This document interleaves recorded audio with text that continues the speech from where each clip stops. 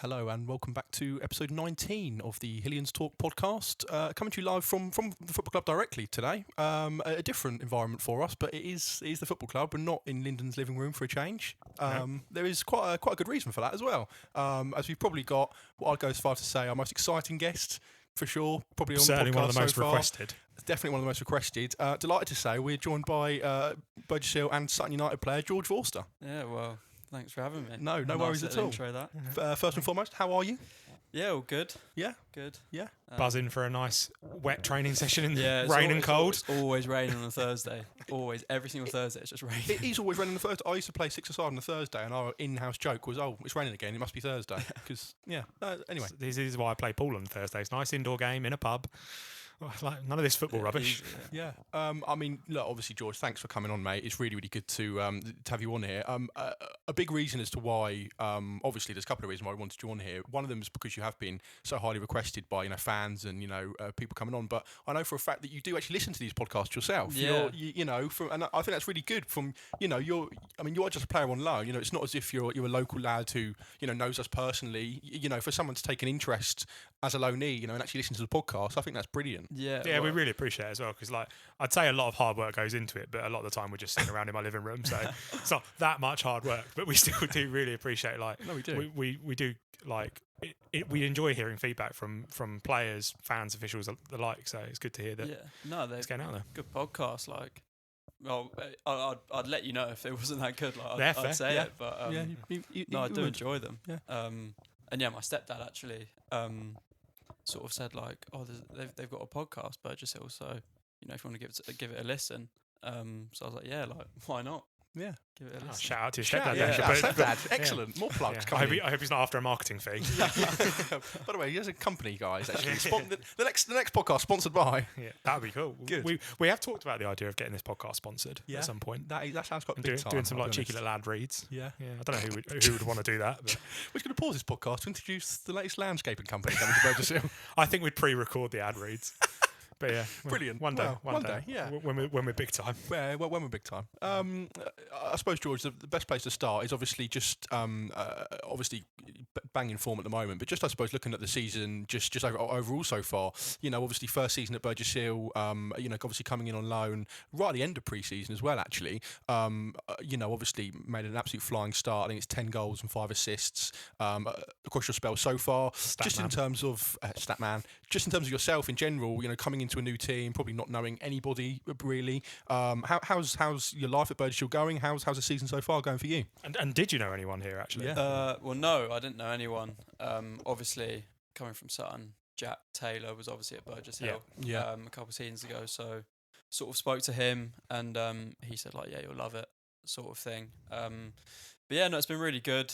I always bang on about it. I think the atmosphere around the club is so good. I think from the players, from the staff, from the fans, what David and Vicky are doing, it's for me the only way I see this club going is up.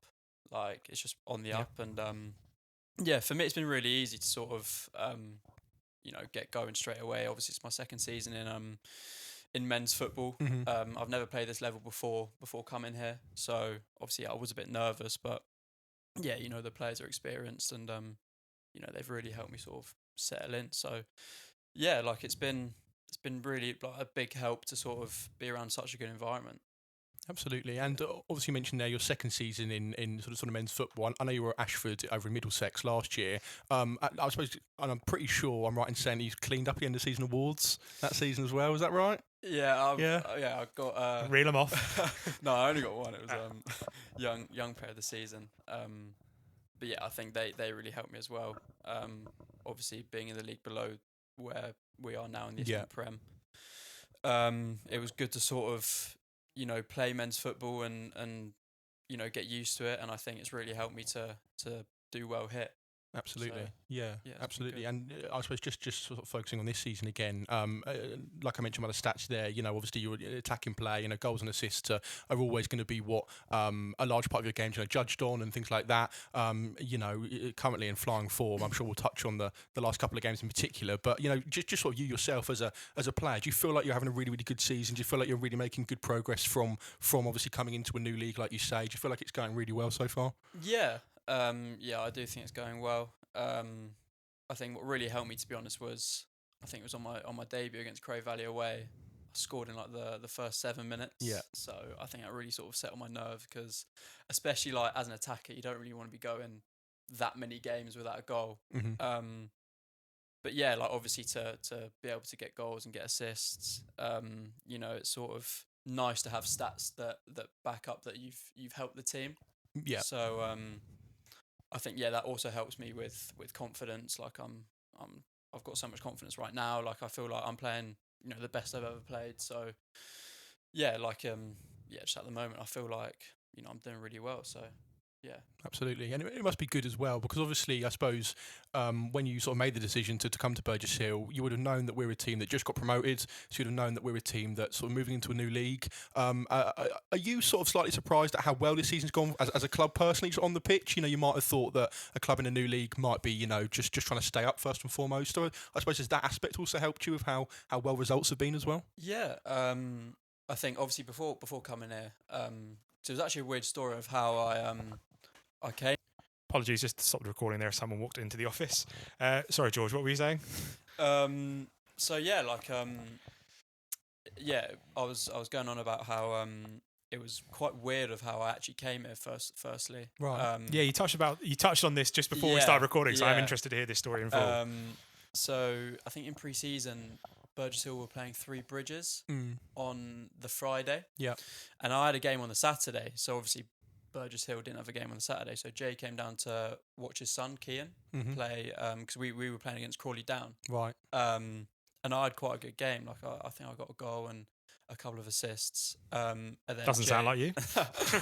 and then Jay went to my academy manager and was like, can we get him in for training? Well, I think it was a game actually. The first time I came down, it was a game, and obviously, I heard that Burgess Hill just got promoted, so I didn't really know what to sort of expect. But then it came down, and I think it was the Eastbourne game, but then obviously played the Havant and Waterlooville game. And then sort of going into the season, I still didn't really know what to sort of expect. Obviously, a lot of people predicted us to finish near the bottom. I saw a couple of articles. There was quite a few predictions that had us either straight back down or languishing at the bottom of the table, maybe like a relegation scrap. But then, obviously... And we're back again. Sorry, another interruption. Bloody Chris Whelpdale walking into the room. Sorry, what were we? So we were saying that a lot of people had us predicted to be around the bottom of the table, relegation scrap. Yeah. And then obviously going into pre-season, played the last 2 games of pre-season, played Hampton and Waterlooville, which was quite a tough game. I think we lost 3-0.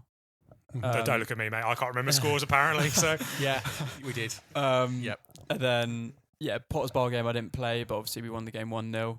And then Crow Valley was the second game, which we won 2-1, and then Averley the third game we drew 3-3. And bearing in mind Averley have just come down, so from those 3 games, like I sort of saw that I didn't ever think that we'd be in that relegation scrap after them 3 games. And to be honest, even though we're in such a good position right now, I still think we should be higher. Just from, I think, being a bit unlucky, conceding late goals, to be honest, I think we should be in the playoffs, and hopefully we will be by the end of the season. I mean, I would love that. Nothing I would love more than being in the playoffs. Yeah. I mean, I keep saying to people, just if we can just keep in and around, if we can just keep on to the 3 points behind, 4 points behind, whatever it is, just stay in touching distance. Stay in touching distance. That's the phrase I'm looking for. Just up until we get to March and April, and then you just never know. Suddenly, you get a good run. We always say playoffs is about momentum. You win the last 4 and sneak in. Suddenly, you're one of the favourites for the playoffs. And who knows what can happen? But it's obviously not going the way that everyone predicted us to go, Yeah. which is good to prove people wrong. No, nothing I love more than proving people wrong. Exactly. Being a know-it-all. Yeah, exactly. Just not about football. I suppose, George, obviously touching on your time at Burgess Shield, and let's just sort of go into a little bit more sort of in depth about you. Obviously, everyone knows that you're here from Sutton, but just in terms of your sort of career so far, what's your sort of career been like all the way from youth football, from a young boy all the way to Sutton? Was it always at Sutton? Did you come from Sutton somewhere? How's your sort of football journey been for you? Yeah, so to be honest, I started playing football quite late. I started playing football when I was like 6. Like usually, you're a bit younger when you start playing football. But joined a local club, joined Leatherhead, who I think Isthmian and South Central. Mm-hmm. And then got scouted for Wimbledon. Was at Wimbledon for about 2 years until 10, and then got released because I was too weak apparently.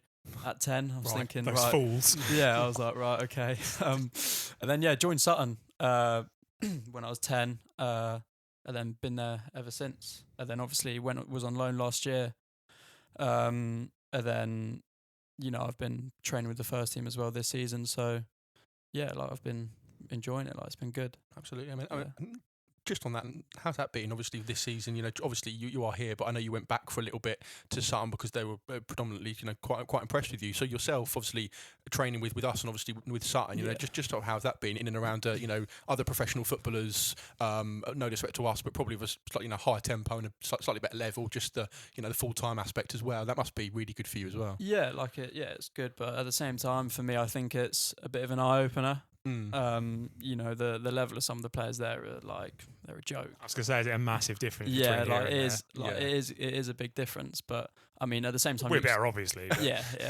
You do expect that though, don't you? Like they're yeah. in 4 times a week training. It's their job. It's their job. So yeah, like it's been really good. Like I'm learning off players like I do here, to be honest. Like for example, Welps, Glenn, Gambo, they've all played league football. Yeah. Yep. So very similar to the boys at Sutton. So yeah, like for me, like as a young player, I think the most important thing is just to learn.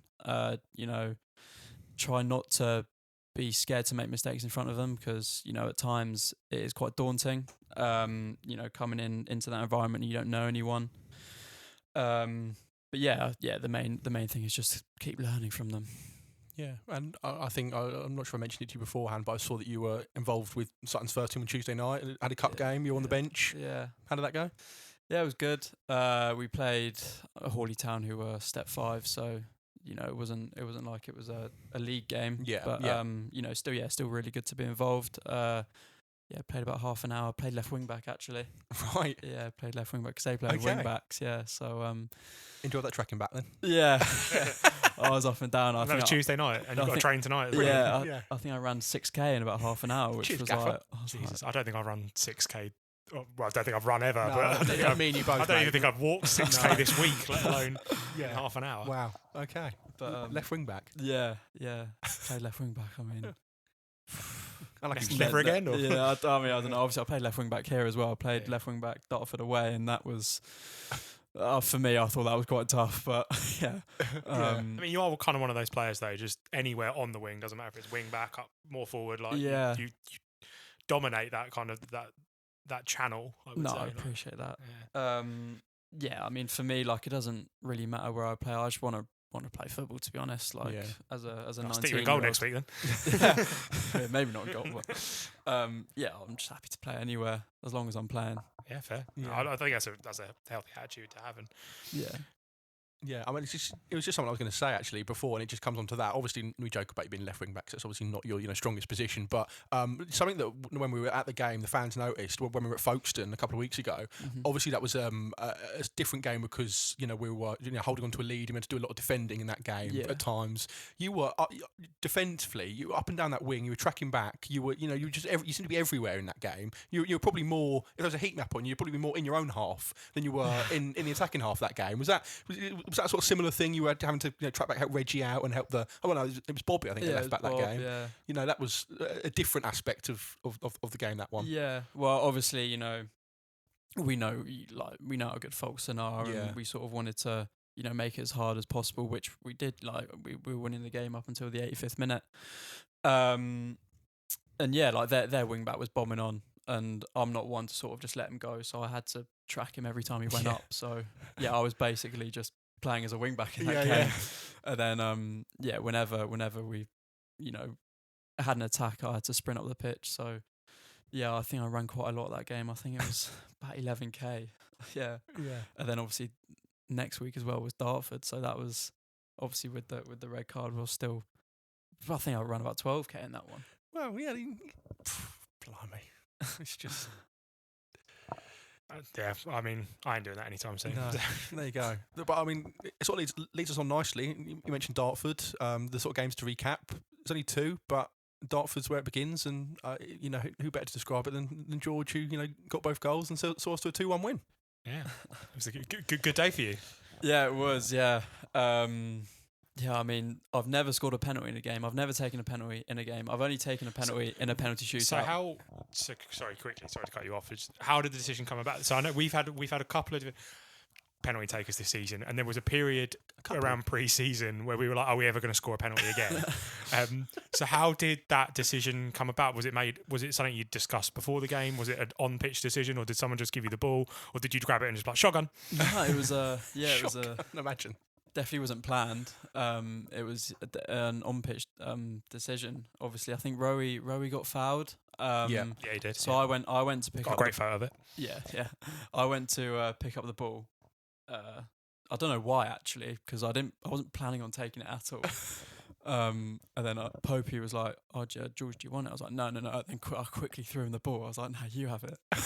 And then Glenn came over and he was like, "No, George, do you want it?" So I was like, "Right, I've been asked twice. Like, I think I may as well just go for it. Like, what's the worst that can happen? Like, I would want to score a goal." Yeah, I can't say no to Glenn either. Yeah. So I was like, "Yeah, go on then, I'll have it." So to be honest, it was all a bit of a blur after that. I just sort of put the ball down and saw the keeper, then just shot. I mean, to be honest, I did change. Decent pen. Yeah, I did change the way I was going. You changed? Which I never meant to do. Yeah, I was going to say, there's not much I know about the inner workings of the mind of a footballer, but I know you're never supposed to change your mind. Never. I mean, I was going to go down the middle, so I think it might have hard gone and fast. The keeper always dives. Yeah. But yeah, luckily it went in. So it was a good pen. It was a really good pen. Yeah. Does that mean that you're on pens now?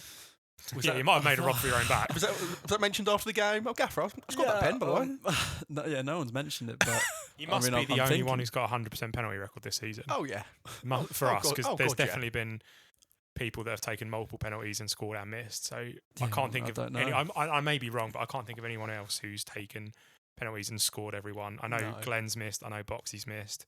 Welps has missed. Popey's missed. I think Rowie's missed. God, we get a lot of penalties though. Yeah. On the plus side. I remember the pre-season and the first couple of games, we seemed to have penalties every game. We had loads, which is why it led us onto that trail of thought of, we're actually going to score a penalty again because we missed loads. And I know it was a conversation that we joked with Gary and Jay when we were here at the club. So and it's obviously, as we know, even more ironic because we won the playoffs and the penalty shootout. True. So now the joke is, we've just used up all our penalty luck in that shootout and now have to suffer for the rest of the season with no penalties, but we don't anymore, so it's all good. But yeah, obviously 2 goals, a penalty and a header. Yeah, I mean that's some game, really. 2 goals I'd never expect to score. To be honest, yeah, because great header as well. By the way, unbelievable header. Yeah, not a 2 yard just little off the nose and in. Flick in the top corner. Yeah, I mean, I saw the ball come in and I was thinking, right, I'll just jump to sort of look a bit busy. I'll just jump. But then obviously instinct just sort of kicked in and I've headed it and I've flicked it and it's. I'd love to hear your the inner monologue as this is happening. Like balls coming in, like I just jumped a little busy. Oh fuck, I might actually get this. No, because I did think it was going over my head. So I was like, look, I'll just jump and see what happens. And then I've jumped and it's hit my head and it's just gone in. So yeah, I was just hit my head. I was just surprised. Yeah, but obviously buzzing, absolutely buzzing. Yeah, I mean. Well, you'd be pleased to know it didn't look like that from our end, did it? No. It looked like a brilliant header. Exactly. Controlled, little flick into the opposite corner. Yeah, training ground almost. Yeah. Great ball in. Credit where credit's due. Yeah. It was Rowie. Yeah, Rowie. yeah. Great ball in from Rowie. Great ball. And a great header and 2 goals and man of the match as well, I believe. Yeah, Oh, you picked up a few of them this season. Yeah, I mean, blimey. Deservedly so. Yeah. Stacking alcohol is Who was it? Who was it who walked off the pitch behind when we were taking your man of the match photo? Who said something along the lines of, "Why don't we just give it to him before the game now?" I think it was Rocco. Yeah, it was Rocco. Yeah, Rocco. Yeah, walked behind you. Was like, just give it to him before the game. What's the point? I was like, love that from Rocco. Yeah. But I mean, it was a massive win, really, Dartford, because obviously, good team. Like we mentioned, we obviously went to them and got a very good point there away, and they'd have probably been coming to us pretty annoyed that we come out of that with a draw. Obviously conceding late on. Yeah. And then obviously when we had to hold on really for the last half an hour with that red card as well. Suddenly you're thinking, it's been really backs against the wall here, and then obviously to come away, hold on and do it really well as well. It wasn't as if it was chance after chance and Rocco was flying here, there, and everywhere. It was pretty controlled 10-man performance in the end. Yeah. Obviously, I mean, we couldn't really do much attacking. Obviously, with having 10 men against a team like Dartford as well, it's always going to be tough. But I don't know. I just sort of. Well, when did we get the red card? Like the 60th minute. 60th Yeah, minute, there was a fair old whack of time to go. I think when about 10 minutes went, it was like the 75th minute, and I'm thinking, I just don't see them scoring. Like I think, we'll hold on here, and I think especially coming off the back of defensively our Folkestone performance, like we were so good defensively.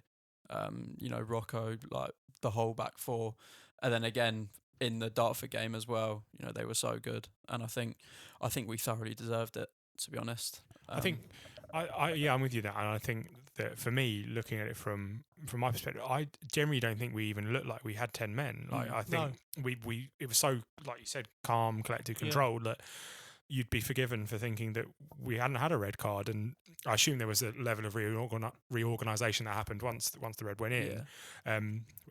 Went in was given. Sorry, but I just think like defensively, and this is good to say because towards the start of the season we had a few of these podcasts where we sort of talked about we had some concerns defensively, but I think the last couple of games, Dartford, Folkestone especially, like our defence has been so good and so solid from Rocco all the way at the back at Rocco to the front four.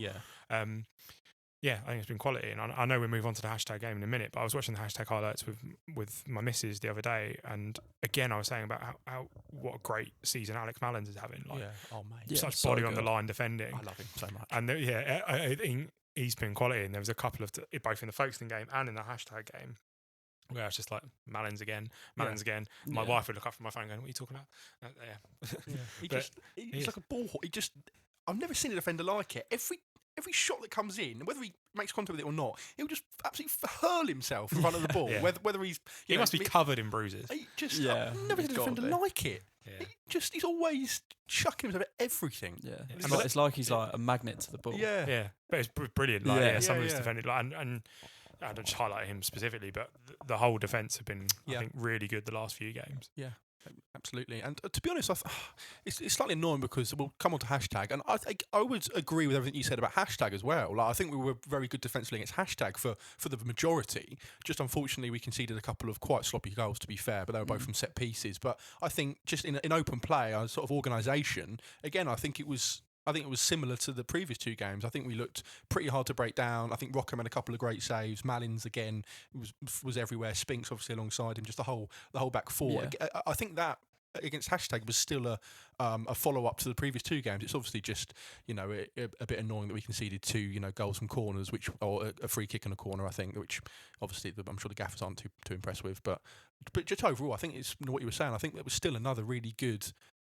much improved defensive performance to what we said perhaps a month or two ago. We were not looking as solid, so that was really some good. Question marks, but then obviously we scored 6 goals away from home, so really it doesn't really matter how bad we are defensively, because if you score 6 goals in a game, I think you've got to win. I think that's something we've said quite a lot this season, that our problem has never been scoring goals. It's always been in that defensive area, but I guess we can kind of afford to let in a couple if we're going to be scoring 6. So it's one of those games, isn't it? And George will probably say it better than me, but like when you are so in control as we were around sort of 60th minute, when you've like 3-4-1 up, etc., you not take your foot off the gas, but just subconsciously you want to then go and get a 5th and a 6th, and you want to just continue, and sometimes that can lead to I'm not sure what the word is. It's not complacency, but perhaps just taking your eye off the ball slightly. Yeah, would that be a fair way to describe the goals? From set pieces, maybe just. Yeah, I think obviously the first goal we conceded, we started.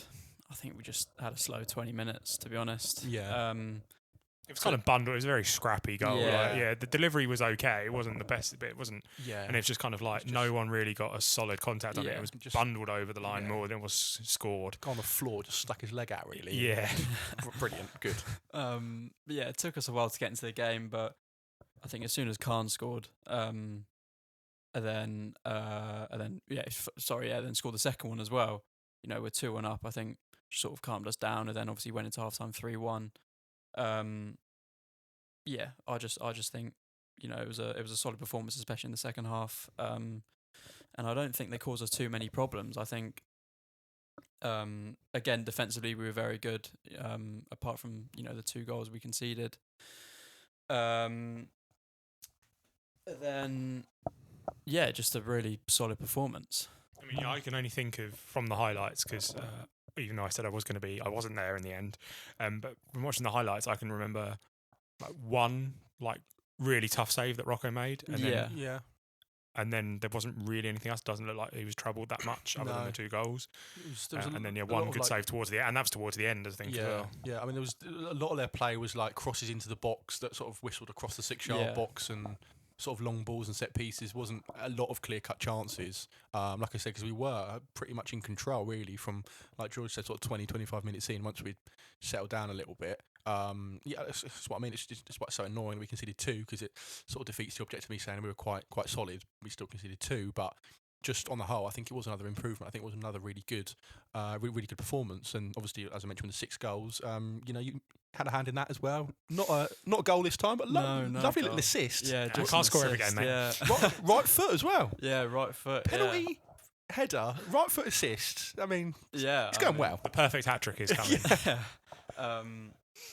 Yeah, I mean, to be honest, I didn't really get much of the ball. I think that was the first time I was able to take him on, and I remember playing against him that the hashtag left back at home here, Yeah. and I remember he always sort of showed me down the line, so always on my right foot. So I felt if I just get a yard on him, just put the ball in early, hopefully James Stone will be there. Mm. And then, obviously cross the ball, and I've seen Khan leap, and I'm like, where's James Stone? And then, Why is obviously, the big great man header. up top not doing big man up top things? Yeah. Yeah.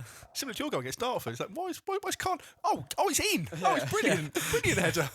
Yeah, all complaints go out the window then. Yeah. That'll do. So, yeah, I mean, I'll take it.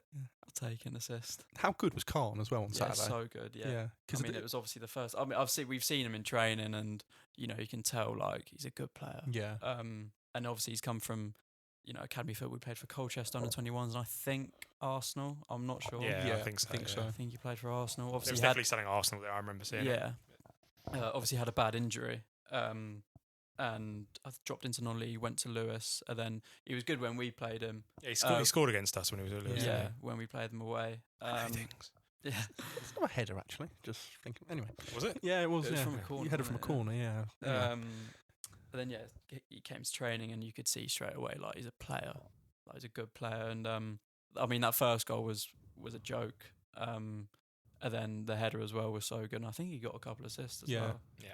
I think to do that on your debut, that's Yeah. that's decent. Not a bad way to introduce Yeah. yourself. No. Yeah, It was, so he stamped his authority on the game and with the club. So. yeah, Yeah. I think it was so good because, as George said a minute ago, it was a slow first 20, sort of half an hour, to be honest. And I was obviously in the stand thinking to myself, what's going on? Like, we just didn't look right for the first half an hour. Like, we didn't, again, maybe it's what George said when he said I didn't have much of the ball, but we just didn't look like we could break from midfield into attack. There was, for some reason, it just looked like there was some, either it was set up slightly wrong, or there was, you know, the hashtag were really good in how they were stopping us. I'm not sure what it was. And then obviously just suddenly, once we got that first, and that's why it was so important, I think. That's why I highlight Khan, because it was his, you know, sort of moment of magic, really. Yeah, It was yeah. just out of nowhere. He's just driving and suddenly he cuts in and just smashes it bottom corner. And then from there, it was, I feel like it just settled us a little just bit. calmed down, Yeah. settled us. But he was really good. I thought James Stone was really good as well. Yeah. I was really gutted for him that he didn't get a goal because